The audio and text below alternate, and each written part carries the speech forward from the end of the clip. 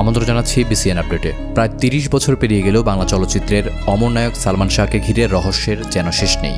সম্প্রতি এই পুরনো মামলায় অভিনেতা ডনকে বিমানবন্দরে আটকের খবর প্রকাশ্যে আসতেই আবারও তোলপাড় শুরু হয়েছে বিনোদন অঙ্গনে। আর এর মধ্যে সামনে এসেছে আরও বড় একটা প্রশ্ন, সালমান শাহকে কি আবারও তোলা হবে তদন্তের স্বার্থে? কি অবস্থা বর্তমানে তার কবরের? এ বিষয়ে জানতে ফলো দিয়ে দেখতে থাকুন পুরো ভিডিওটি। 1971 সালের 19 সেপ্টেম্বর সিলেটে জন্ম সালমান শাহর। মাত্র কয়েক বছরের ক্যারিয়ারেই তিনি হয়ে উঠেছিলেন বাংলা চলচ্চিত্রের সবচাইতে জনপ্রিয় ও প্রভাবশালী নায়কদের একজন। 1993 সালে কেয়ামত থেকে কেয়ামত দিয়ে চলচ্চিত্রে অভিষেকের পর একের পর এক জনপ্রিয় সিনেমা উপহার দিয়েছেন দর্শক মহলে।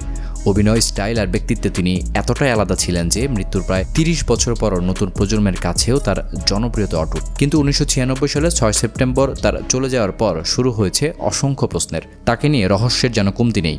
বিতর্ক আর আইনি লড়াই চলতে চলতে প্রায় 3 দশক পার হয়ে গিয়েছে। সাম্প্রতিক সময়ে অভিনেতা ডনকে এই মামলায় বিমানবন্দরে আটকের খবর সামনে আসার পর বিষয়টি আবারও নতুন করে আলোচনায় এসে পড়েছে।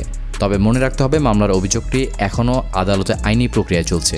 এদিকে সালমান শাহর কবরের বর্তমানে যে অবস্থা সেটা খুব বেশি ভালো কন্ডিশনে নেই। তদন্তের স্বার্থে বিভিন্ন সময় তাকে উঠানোর আলোচনা সামনে এসেছে, কিন্তু এখন কবরের যে অবস্থা তাতে সালমান শাহকে আর উত্তোলন করা সম্ভব নয়। এমনকি সালমান শাহের পরিবার এ বিষয়ে একদম নারাজ।